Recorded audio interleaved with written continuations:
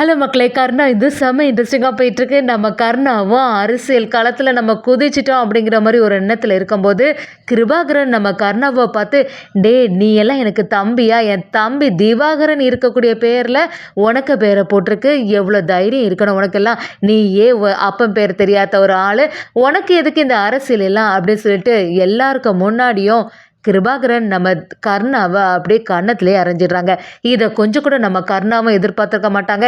இந்துவும் அப்படியே பதட்டம் ஆயிடுறாங்க. ஒரு கட்டத்தில நம்ம கர்ணாவும் எப்படியாவது தன்னை பத்தின உண்மைகள் எல்லாமே தெரிஞ்சுக்கணும்னு சொல்லிட்டு, அதுக்கான வேலைகள ஈடுபடுறாங்க. நம்ம இந்துவும் கர்ணாவ இன்னும் காணலையேன்னு சொல்லி தேட ஆரம்பிக்கிறாங்க. நம்ம கர்ணாவோட உயிருக்கு ஆபத்து வரும்போது, நம்ம இந்து கர்ணாவ காப்பாத்துனாங்களா? வீடியோக்குள்ள போறதுக்கு முன்னாடி நம்ம சேனலுக்கு சப்ஸ்கிரைப் பண்ணுங்க. அப்படியே பக்கத்துல இருக்க பெல் ஐகானை கிளிக் பண்ணிடுங்க. அப்பதான் நான் போடுற வீடியோல உங்களுக்கு நோட்டிஃபிகேஷனா வரும். நம்ம கிருபாகரனை பார்க்கறதுக்காண்டி எல்லாரும் வீட்டுக்கு வராங்க. வந்தவங்களும் இளைஞர் நற்பணி மன்றத்துல செயலாளராட்டு இப்போ ஒரு பொறுப்பு காலியா இருக்குல்ல, அதுல உங்க தம்பிய தான் செலக்ட் பண்ணலாம் இருக்கோம் அப்படி சொல்லும்போது, நம்ம கிருபாகரனும் அவ்வளோதானே, கண்டிப்பா என்னோட தம்பிய செலக்ட் பண்ணுங்க அப்படின்னு சொல்ல ஆரம்பிக்கிறாங்க. அத கேட்ட நம்ம கிருபாவும் கருணா கிட்ட பார்க்குற மாதிரி, "உனக்கு சந்தோஷம் தானே?" அப்படி சொல்லும்போது, நம்ம கருணாவும் அவங்கள தான் இந்த பொறுப்புல இருக்க வைக்க போறாங்கன்னு சொல்லிட்டு பயங்கரமா சந்தோஷம் ஆகுறாங்க. இத பார்த்த திவாகரன் பயங்கர அதிர்ச்சியாகி, "என்ன தைரியம் தான் நம்ம இருக்கும்போது கருணாவ இப்படியெல்லாம் சொல்லிட்டு இருப்பாங்க. இந்த கருணாவ சும்மாவே விடக்கூடாது. எதுக்கு தான் அண்ணன் இன்னும் கருணாவ இப்படி தலையில தூக்கி வச்சுட்டு ஆடிட்டு இருக்கான்னு புரிய மாட்டேங்குது." அப்படின்னு சொல்லிட்டு சத்தம் போட ஆரம்பிக்கிறாங்க. என்னதான் இருந்தாலும் நம்ம கருணாவுக்கு சந்தோஷம் தாங்கல. இது எல்லாத்தையுமே நம்ம இந்துவும் கவனிச்சிட்டு இருக்காங்க. கருணாவும் இந்து கிட்ட வந்து அப்படி ஒரு அரசியல்வாதி கெட்டப் மாதிரி போட்டுட்டு வந்து நிக்கிறாங்க. இந்து அத பார்த்து, "என்ன இந்த மாரியெல்லாம் கெட்டப் மாறி நிக்கிற?" அப்படின்னு சொல்லும்போது, நம்ம கருணாவும், "ஆமா நாளைக்கு பதவி ஏற்பு விழா இருக்குல்ல, அதுக்கு தான் இப்பவே காஸ்டியூம் எல்லாம் எப்படி இருக்குன்னு சொல்லிட்டு பார்க்க ஆரம்பிக்கிறேன்." அப்படின்னு சொன்ன உடனே, நம்ம இந்துவா "அர்ப்பனுக்கு வாழ்வு வந்தா அர்த்த ராத்திரிலயும் கொடை பிடிப்பான்டா" அப்படிங்கிற மாரி ஒரு டயலாக் சொன்ன உடனே நம்ம கருணாவும் அப்படியே டென்ஷன் ஆகுறாங்க. "என்னது இது? உனக்கு எல்லாமே பொறாம தான். எங்க நான் வந்து அரசியல்வாதி ஆயிடுவேணும்னு சொல்லிட்டு உனக்கு வயத்தெரிச்சல்." அப்படி சொல்லும்போது, நம்ம இந்துவும், "என்ன பேசுற கருணா? நீ ஒரு நல்ல பதவியில இருக்கிறேன்னா, அதுக்கு எனக்கும் சந்தோஷம் தானே. நான் எதுக்கு அப்படிலாம் நினைக்க போறேன்? எப்பவுமே உனக்கு ஆதரவா தானே இருக்க போறேன்." அப்படி சொல்லும்போது, நம்ம கருணாவும், "பாத்தியா என்னோட அண்ணன் என்னை வந்து எவ்வளோ பெரிய இடத்துல வச்சு பார்க்கணும்னு சொல்லிட்டு ஆசைப்படுறான்ல. எனக்கு தெரியும் என் அண்ணனை பத்தி. என் அண்ணன் இருந்தனால தான் நான் இப்படி ஒரு நிலைமைக்கு ஆகப் போறேன்." அப்படின்னு சொல்லிட்டு சந்தோஷப்படுறாங்க. அதே சமயத்துல நம்ம கர்ணோட ஃபேஸ் மாறுனத கவனிச்ச இந்துவும், "சரி இவ்வளோ நேரம் கலகலன்னு பேசிட்டு இருந்த, இப்ப என்ன திடீர்னு அமைதியா இருக்க?" அப்படி கேட்கும்போது கருணாவும், "இல்ல நாளைக்கு வந்து எனக்கு பதவி ஏற்பு விழா நடக்கும்போது எனக்காக கை தட்டுறதுக்காண்டி யாருமே இல்லையே அப்படிங்கிறத நினைக்கும்போது தான் ரொம்பவே ஃபீலிங்கா இருக்கு." அப்படி சொல்லும்போது, நம்ம இந்துவும், "நீ அதெல்லாம் நினைச்சு கவலைப்படாத. நாளைக்கு வந்து கண்டிப்பா என்னோட அப்பா, அக்கா, அப்புறமா பாண்டி, செல்வி அக்கா எல்லாருமே அந்த இடத்துல வருவாங்க. ஏற்கனவே நான் சொல்லி வச்சுட்டேன். அதனால எப்படி இருந்தாலுமே உனக்கு ஆதரவா எல்லாரும் கை தட்டுவாங்க. அத நினைச்சு கவலைப்பட்டுட்டு இருக்காதன்னு" சொல்லிட்டு நம்ம இந்துவும் கருணாவ சமாதானப்படுத்துறாங்க. கருணாவுக்கு இப்பதான் நிம்மதியாச்சு. எப்படியாவது நாளைக்கு உள்ளதுல நல்லபடியா இருக்கணும். அதுக்கு எப்படி நம்மள பேசலாம் வைப்பாங்க, எப்படி பேசணும் அப்படிங்கிற மாதிரி வரைக்கும் நம்ம கருணா மனசுக்குள்ள யோசிச்சு சந்தோஷப்பட்டுட்டு இருக்காங்க.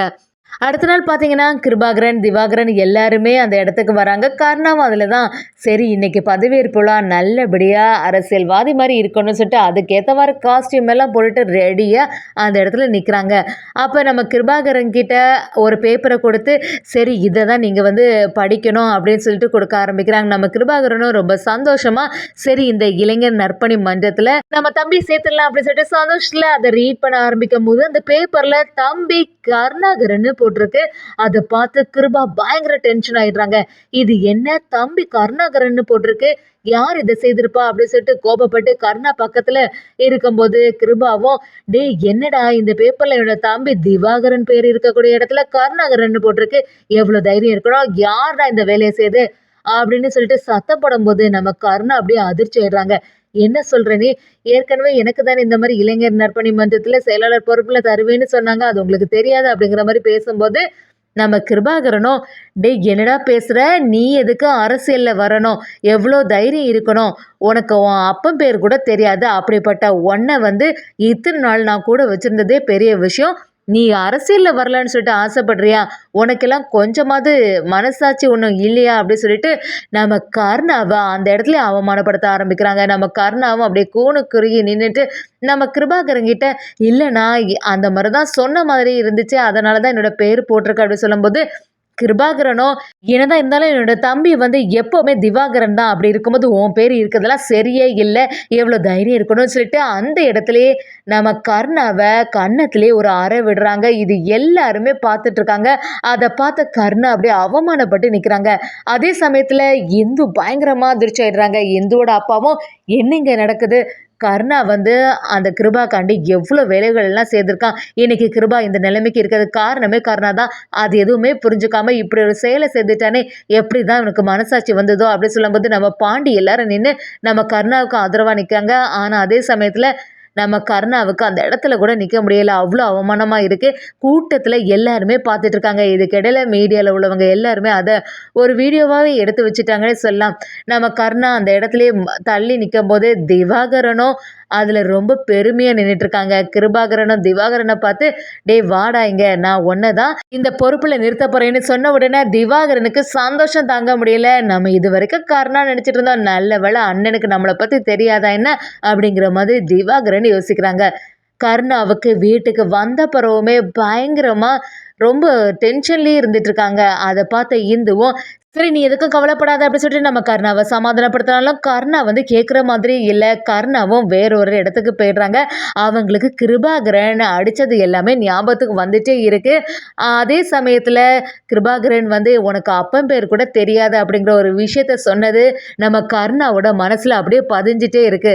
எவ்வளோ தைரியம் இருந்தால் இத்தனை நாளாட்டு அவங்களுக்கு ஒரு அடிமை மாதிரி எவ்வளோ வேலைகள் செய்துட்டேன். ஆனால் அண்ணன் இப்படிலாம் செய்வான் நான் கொஞ்சம் கூட எதிர்பார்க்கவே இல்லை. இப்படி கூட்டத்துக்கு முன்னாடி என்னை அடிச்சிட்டானே அப்படிங்கிற ஒரு வருத்தம் நம்ம கர்ணாவுக்கு இருந்துட்டே இருந்துக்கு மனசுல உறுத்திட்டே இருக்கு. எப்படியாவது நம்மளோட அப்பா யாருன்னு கண்டுபிடிக்கணும். அப்பதான் இதுக்கு எல்லாமே ஒரு முற்றுப்புள்ளி வைக்க முடியும் அப்படின்னு சொல்லிட்டு நம்ம கர்ணாவும் ஒரு முடிவு எடுக்கிறாங்க. அதுக்காக அந்த இடத்துல இருந்து வேற இடத்துக்கு கிளம்பிட்டாங்கன்னே சொல்லலாம். அதே சமயத்துல நம்ம இந்துவும் என்னாச்சு கர்ணா சீக்கிரம் வீட்டுக்கு வந்துடும்னே இவ்வளோ நேரம் ஆகியும் காணலையே. இன்னைக்கு கர்ணா ரொம்பவே அப்செட்டாக இருந்தா. இன்னைக்கு நடந்த சம்பவம் எதுவுமே சரியில்லை. அப்படி இருக்கும்போது கர்ணா எங்கே தான் போயிருப்பான் அப்படிங்கிற ஒரு குழப்பம் நம்ம இந்து மனசில் வந்துட்டே இருக்கு. இந்து டென்ஷனாக இருக்கிறத கவனிச்சு ஜெயந்தி என்னாச்சு இந்து அப்படி கேட்கும்போது இந்துவும், இல்லைக்கா இவ்வளோ நேரம் ஆகியும் கர்ணா வீட்டுக்கு வரல, எனக்கு ஏதோ கொஞ்சம் பதட்டமாக தான் இருக்கு, அவன் எங்கே இருக்கான்னு சொல்லிட்டு நான் தேடி கண்டுபிடிக்கலான் இருக்கேன் அப்படின்னு சொல்லும்போது நம்ம ஜெயந்தியோ, சரி நீ எதுக்கு கவலைப்படாத, எப்படி கர்ணா வெளியில் எங்கேயும் போயிருக்க மாட்டான் அப்படின்னு சொல்கிறாங்க. நம்ம இந்துவும் சரி கர்ணாவை எப்படியாவது கண்டுபிடிக்கணும்னு சொல்லிட்டு பைக்கில் களத்தில் இறங்கி எல்லா இடத்துலையும் தேட ஆரம்பிக்கிறாங்க. நம்ம கர்ணாவும் ஒரு குழப்பத்தோட சரி எப்படியாவது தன்னோட அப்பா யாருன்னு கண்டுபிடிக்கணும் அப்படின்னு சொல்லிட்டு அதுக்கான வேலைகளை ஈடுபடும் போது ஒரு கட்டத்தில் ஒரு லாரி வேற வந்துட்டு இருக்கு. அந்த சமயத்தில் கரெக்டாக நம்ம இந்து பார்க்குறாங்கன்னே சொல்லலாம். கர்ணாவை அந்த இடத்துலேருந்து கூட்டிகிட்டு வர்றாங்க. கர்ணா ரொம்பவே ஃபீல் பண்ணி பேச ஆரம்பிக்கும் போது இந்து நம்ம கர்ணாவுக்கு ஆதரவாகவே இருக்காங்க. அதே சமயத்தில் நம்ம இந்துவோட மனசில் கர்ணா இடம் பெற்றுட்டாங்கன்னே சொல்லலாம். இனி நம்ம கர்ணாவும் இந்துவும் சேர்ந்து கிருபாகரனுக்கு ஒரு ஆட்டத்தை காட்டுவாங்கன்னே சொல்லலாம்.